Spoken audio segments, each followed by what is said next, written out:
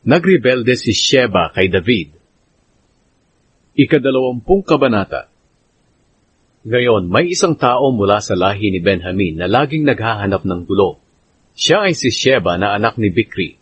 Pinatunog niya ang trumpeta at pagkatapos ay sumigaw, "Mga taga-Israel, wala tayong pakialam kay David na anak ni Jesse. Umuwi na tayong lahat." Kaya iniwan ng mga taga-Israel si David at sumunod kay Sheba na anak ni Bikri. Pero nagpaiwan ang mga taga-Huda sa hari nila at sinamahan siya mula ilog ng Hordan papuntang Jerusalem. Nang makabalik na si David sa palasyo niya sa Jerusalem, iniutos niyang dalhin sa isang bahay ang 10 asawa niyang iniwan para asikasuhin at bantayan ang palasyo. Ibinigay niya lahat ng pangangailangan nila, pero hindi na niya sinipingan ang mga ito. Doon sila nanirahan na parang mga byuda hanggang sa mamatay. Pagkatapos sinabi ng hari kay Amasa, "Tipunin mo ang mga sundalo ng Huda at pumunta kayo sa akin sa 3 araw mula ngayon." Kaya lumakad si Amasa at tinipon ang mga sundalo ng Huda, pero hindi siya nakabalik sa itinakdang araw ng hari. Kaya sinabi ng hari kay Abishai, "Mas malaking pinsala ang gagawin sa atin ni Sheba kaysa sa ginawa ni Absalom. Kaya ngayon isama mo ang mga tauhan ko at habulin niyo siya, bago pa niya maagaw ang mga napapadirang lungsod, at makalayo siya sa atin." Kaya umalis si Abishai sa Jerusalem para habulin si Sheba na anak ni Bikri. Isinama niya si Joab at ang mga tauhan nito, ang mga personal na tagapagbantay ni David na mga Kereteo at Peleteo, at ang lahat ng magigiting na sundalo. Nang naroon na sila sa malaking bato sa Gibeon, nakasalubong nila si Amasa. Nakabihis pandigma si Joab at nakasuksok ang espada sa sinturon niya. Habang lumalapit siya kay Amasa, lihim niyang hinugot ang espada niya. Sinabi niya kay Amasa, "Kumusta ka, kaibigan?" Pagkatapos, hinawakan niya ng kanan niyang kamay ang balbas ni Amasa para halikan siya. Pero hindi napansin ni Amasa ang espada sa kaliwang kamay ni Joab. Sinaksak siya ni Joab sa tiyan at lumuwa ang bituka niya sa lupa. Namatay siya agad, kaya hindi na siya muling sinaksak ni Joab. Nagpatuloy sa paghabol kay Sheba ang magkapatid na Joab at Abishai.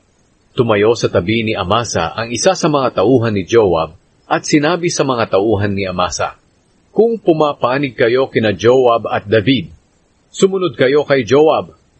Nakahandusay sa gitna ng daan ang bangkay ni Amasa na naliligo sa sarili niyang dugo. Sino mang dumadaan doon ay napapahinto at tinitingnan ng bangkay. Nang mapansin ito ng mga tauhan ni Joab, kinaladkad nila ang bangkay ni Amasa mula sa daan papunta sa bukid at tinakpan ito ng tela. Nang makuha na ang bangkay ni Amasa sa daan, nagpatuloy ang lahat sa pagsunod kay Joab sa paghabol kay Sheba. Samantala, pumunta si Sheba sa lahat ng lahi ng Israel para tipunin ang lahat ng kamag-anak niya. Sumunod sa kanya ang mga kamag-anak niya at nagtipon sila sa Abel Bet-Maaka. Nang mabalitaan ito ni Joab at ng mga tauhan niya, nagpunta sila sa Abel Bet-Maaka at pinalibutan ito. Gumawa sila ng mga tumpok ng lupa sa gilid ng pader para makaakyat sila, at unti-unti nilang sinira ang pader. May isang matalinong babae sa loob ng lungsod na sumigaw sa mga tauhan ni Joab, "Makinig kayo sa akin. Sabihin niyo kay Joab na pumunta sa akin, dahil gusto kong makipag-usap sa kanya." Kaya pumunta si Joab sa kanya, at nagtanong ang babae, "Kayo ba si Joab?"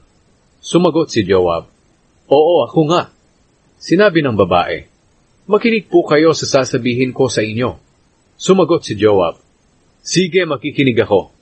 Sinabi ng babae, "May isang kasabihan noon na nagsasabi, kung gusto niyong malutas ang problema niyo, humingi kayo ng payo sa lungsod ng Abel. Isa po ako sa mga umaasang magpapatuloy ang kapayapaan sa Israel.